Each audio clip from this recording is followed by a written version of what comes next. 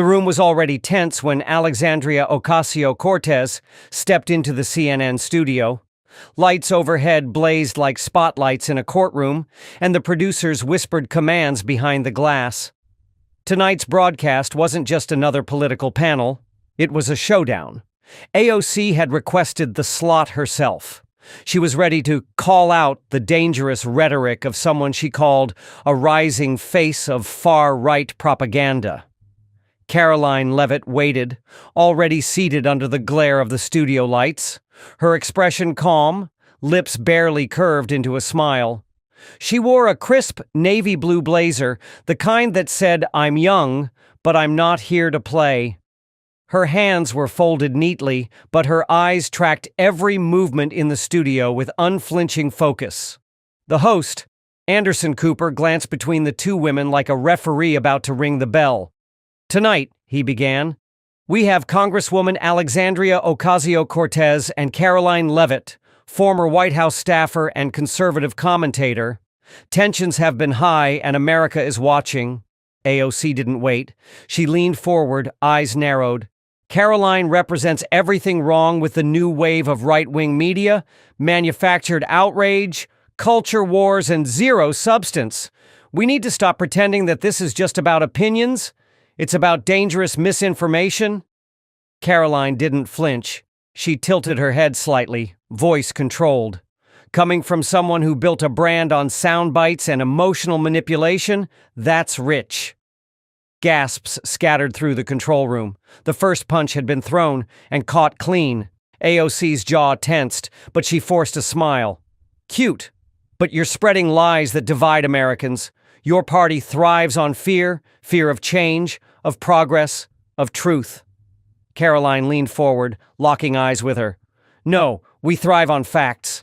And the fact is, you push policies that sound good on TikTok but collapse in real life.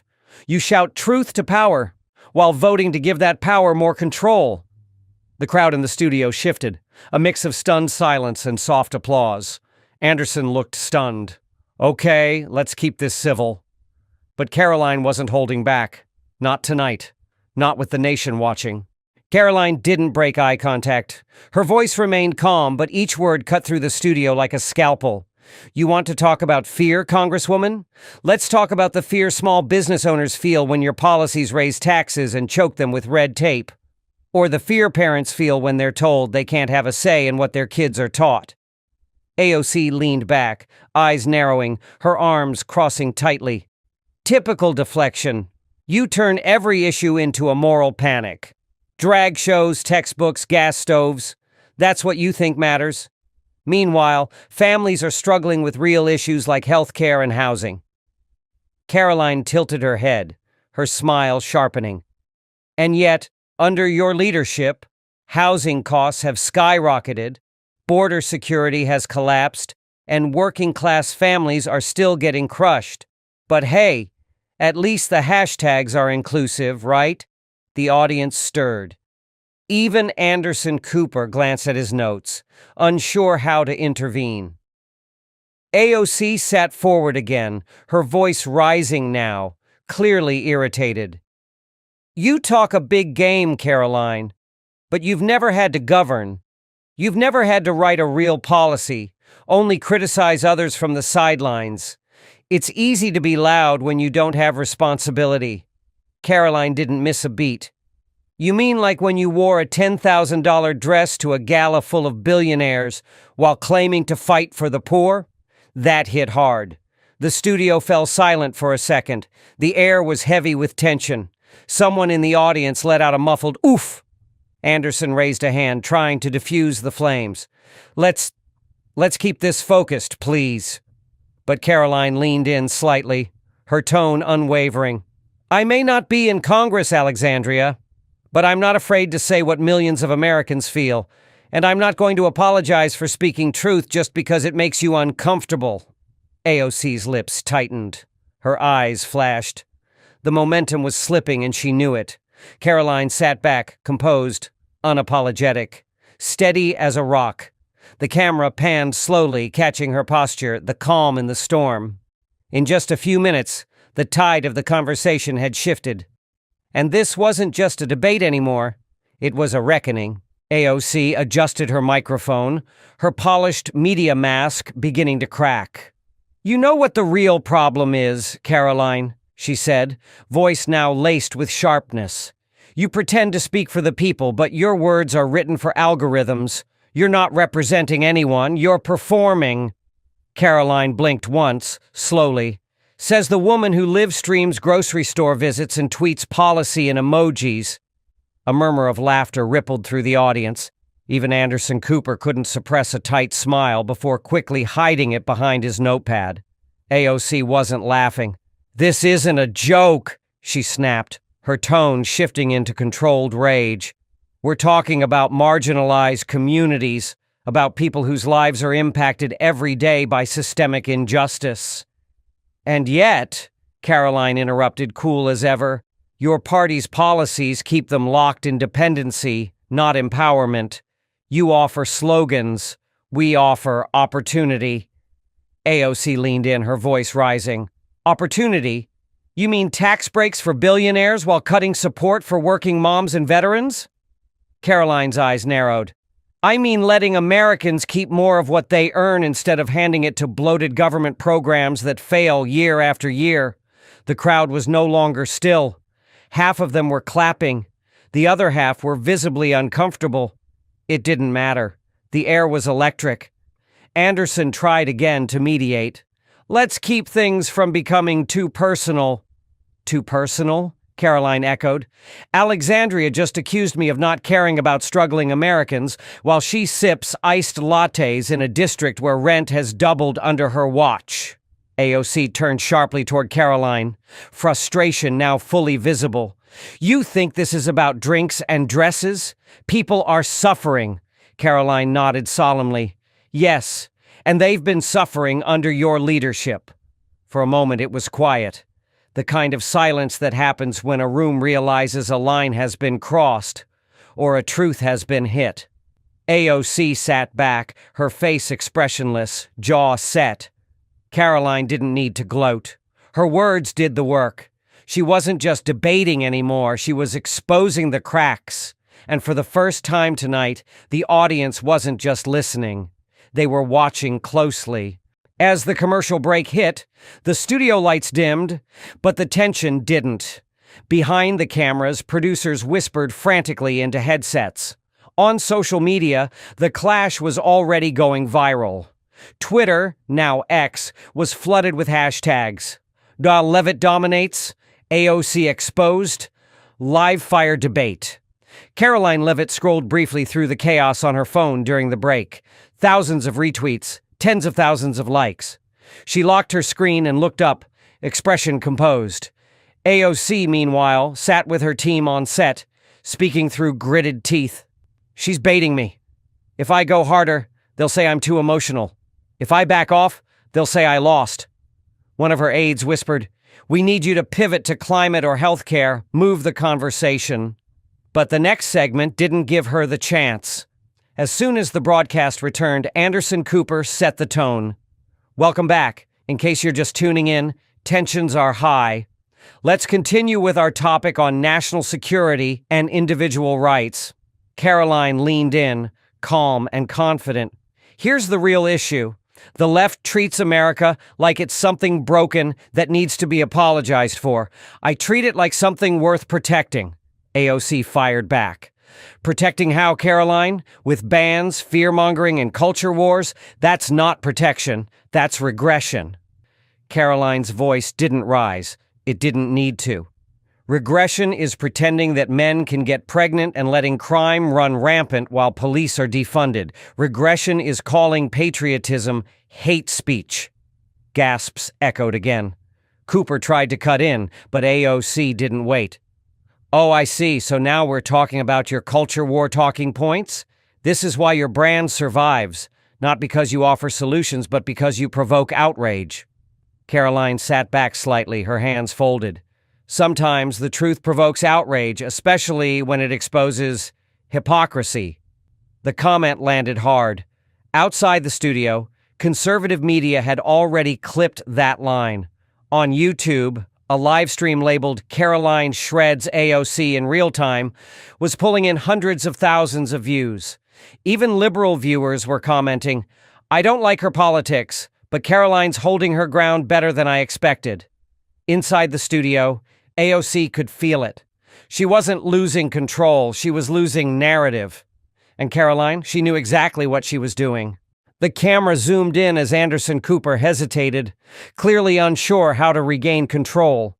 The usual debate rules had collapsed. This wasn't a round table anymore, it was a battlefront. AOC leaned forward, eyes flashing. "You sit there like you're some kind of moral compass, Karoline, but let's be honest. You're a mouthpiece for billionaires playing dress-up as a patriot." Karoline's expression didn't flinch. "And you're a socialist who poses for Vogue while telling working-class Americans they should feel guilty for wanting lower gas prices." A low murmur ran through the audience, then applause, not thunderous, but sharp, clear, and rising. AOC's jaw tightened. "You keep talking about truth, but let's talk real numbers. Under Republican policies, our national debt ballooned, social safety nets were gutted, and income inequality exploded. That's your patriotism at work." Karoline sat up straighter, her voice edged with steel. National debt exploded because of career politicians who spend recklessly on pet projects and foreign aid while ignoring our own cities falling apart. I don't need to be in Congress to understand that basic math. "You don't need to be in Congress," AOC replied, "because your job is to provoke, not to legislate. And that's the problem. People like you throw flames, and we're left picking up the pieces." Karoline didn't blink. "Picking up the pieces? You haven't fixed a single thing. Your district's crime is rising, homelessness is skyrocketing, and your idea of leadership is tweeting platitudes while voting with the party 99% of the time?" That one hit. Hard. The audience responded with mixed gasps and applause. Even some of the studio crew exchanged glances. Anderson finally spoke up. "Let's refocus. We have to respect each other's time." "I respect the American people," Karoline cut in. "That's why I'm here." AOC took a deep breath, trying to recalibrate. "You're here because outrage sells. You're part of the problem." Karoline smiled faintly. "And you're part of the reason voters are walking away from your party. They're tired of excuses. They want results." AOC froze for a split second. Not because she didn't have a response, but because she realized Karoline was controlling the tempo now. She wasn't just defending, she was advancing. And in the living rooms across America, viewers knew it too. By the sixth segment, the energy in the room had flipped. Karoline Leavitt wasn't just holding her ground, she was steering the conversation. AOC, usually confident in front of any camera, was now second-guessing her every word. Even Anderson Cooper's neutral tone had shifted. He seemed more cautious, choosing each word as if walking through a minefield. Social media was ablaze. Trending nationwide. # Karoline versus AOC # truth. Hits hard # viral smackdown. On conservative feeds, Karoline was hailed as the future. Even some independent voices were admitting, "Didn't expect it, but Karoline is wiping the floor tonight." Inside the studio, AOC reached for water. Her hand trembled slightly. Karoline watched, then calmly resumed, voice as smooth as ever. "Let me ask you something, Alexandria. You talk about justice, equity, all these lofty ideas. But who actually benefits from your policies?" AOC set her glass down. "The people who've been left behind. The ones ignored by decades of trickle-down economics and political games." Karoline nodded, leaning in. "And yet, your policies push middle-class families out of their homes with inflated energy costs and punitive tax hikes. You talk about lifting people up, but all I see is control and dependency." Anderson tried to interject. Let's remember, Karoline said, overriding him, "that freedom isn't dangerous. Big government is." AOC's response came fast, desperate to regain the rhythm. Freedom doesn't mean letting corporations poison our air, Karoline. It doesn't mean letting people die because they can't afford insulin. Your idea of liberty ends where someone else's survival begins." Karoline paused, letting the moment breathe. Then she said, "Survival doesn't come from Twitter slogans or government handouts. It comes from opportunity, real opportunity, and your policies kill it." This time, the applause wasn't mixed. It was solid, and AOC knew it. A crack had formed, not just in her argument, but in her image. She'd underestimated Karoline. And now she was scrambling to reframe, recenter, recover. But Karoline wasn't playing defense anymore. She had momentum. And in a live broadcast watched by millions, that momentum was everything. Karoline sat back slightly in her chair, not out of retreat, but out of calm domination. Her tone was steady, her posture firm. She didn't need to raise her voice. She already had the room. AOC shifted in her seat, attempting a more forceful posture. But the edge in her voice didn't sound powerful anymore. It sounded strained. "You want to make this about slogans and tweets?" AOC snapped. "How about we talk about the fact that people in my district live paycheck to paycheck while billionaires fund your campaign machine?" Karoline didn't blink. "You represent one of the most powerful seats in Congress. Yet your own constituents are moving out because they can't afford rent. You've had years to fix that. But instead of results, they got rhetoric." That hit harder than expected. AOC glanced toward the studio audience. A few heads nodded, not at her, but at Karoline. And then came the dagger. Karoline leaned forward just enough to make it personal. "You're not failing because of your intentions. You're failing because your ideas don't work. And the American people are done pretending they do." The silence that followed was piercing. For the first time in the segment, AOC didn't reply immediately. She looked at Anderson Cooper almost as if asking him to step in. But even Cooper hesitated. The balance of power had shifted too far. Karoline pressed the advantage. "You call me young, inexperienced, but maybe that's the problem. You've been in Washington too long. You've mistaken media applause for real-world approval. But out there," she gestured toward the camera, "people aren't clapping." The applause this time was real, loud, prolonged. And AOC, the seasoned debater, the media darling, the headline magnet, sat in silence, caught off guard by a challenger who refused to flinch. Backstage producers were texting executives. "Karoline just flipped the script. This is getting out of control. In her favor." The screen split between both women, one staring straight at the camera with cool intensity, the other blinking, recalculating. Karoline wasn't just in the conversation anymore. She was the conversation. Karoline slowly turned toward the camera. Not in arrogance, but with precision. She knew what she was doing now. This wasn't just about winning a debate. It was about changing momentum, shaping narrative, claiming space. "To everyone watching at home," she said, voice calm and deliberate, "I know what it feels like to be ignored. I know what it feels like when politicians make promises they don't deliver. I'm not here to impress this studio. I'm here to speak for people like my parents, like your neighbors who work 2 jobs just to keep the lights on." The silence was electric. Even AOC didn't move. Karoline continued. "They don't want hashtags. They don't need more slogans. They want dignity, opportunity, freedom, and they're tired of being told they're the problem." She let the last word hang, then shifted her gaze, finally turning back toward AOC. "You're not the voice of the voiceless anymore, Alexandria. You're the echo of a system that failed them." The audience reacted instantly. It wasn't just applause, it was affirmation. People weren't clapping for a line, they were clapping for a feeling they recognized, and for AOC, that was the most dangerous kind of applause. Anderson Cooper finally leaned forward, trying to steer things back. Let's remind viewers this is a policy discussion." But Karoline didn't let go.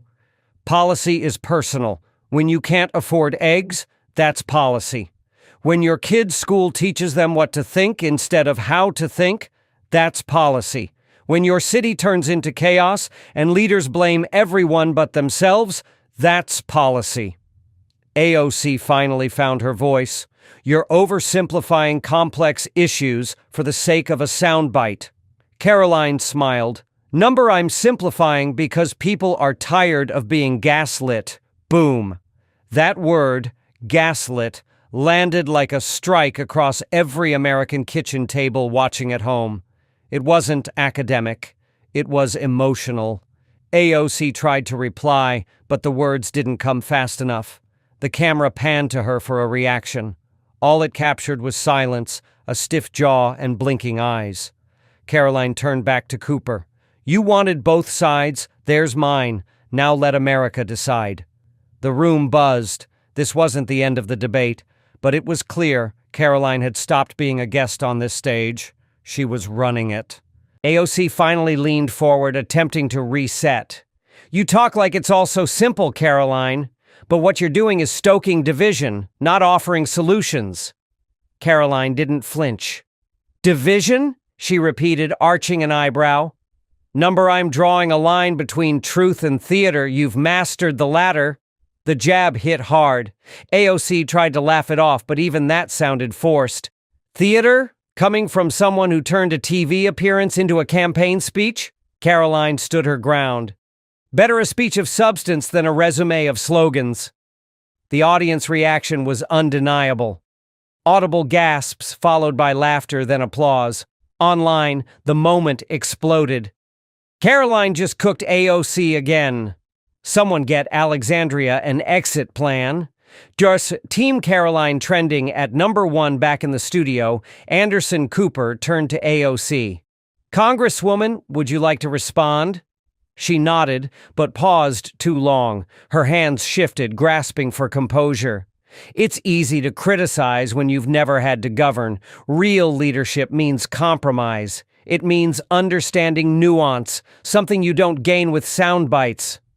Karoline's smile disappeared, and she leaned in again. You say I've never governed, you're right.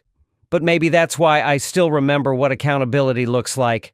Maybe that's why I'm not okay with telling Americans that failure is progress. You've been in power, Alexandria, and power hasn't made you better, it's made you comfortable. Boom. The studio fell silent. AOC tried to reply, but the sting of that sentence lingered in the air like smoke after a gunshot. It wasn't just a counter, it was exposure. Karoline wasn't just debating anymore. She was dismantling. She was peeling back the polished image AOC had built over years and showing the hollow core beneath it, one carefully curated for media, but no longer insulated from real challenge. And for AOC, there was no safe corner left on that stage.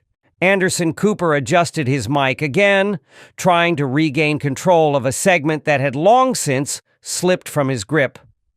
Final thoughts from each of you before we wrap up tonight's discussion, he said, the strain evident in his voice. He turned first to AOC. She hesitated, a brief glance to the audience, to the camera, then back at Karoline. Her voice, when it came, lacked the punch it once carried.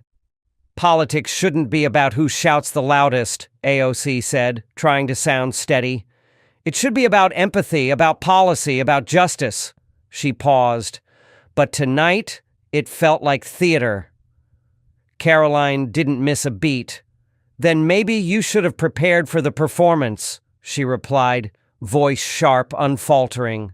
The audience reaction was instant. Gasps, applause, whistles. Karoline leaned forward, her final blow not just a line, but a hammer. I didn't come here to yell, she said. I came here to win the argument. And while you were busy protecting your image, I was protecting the truth. She turned toward the camera, addressing the nation directly. We've tried their ideas. We've heard their promises. We've watched cities crumble, businesses close, families divide. And now they blame everyone but themselves. Her voice dropped slightly, not weakly, but with the weight of certainty. America doesn't need another hashtag. It needs courage, not manufactured tears, but real answers. And I'm not here to play politician. I'm here to fight for people who've had enough." Cooper tried to jump in, but the applause drowned him out. AOC sat still, her jaw clenched, her hands gripping the edges of her chair.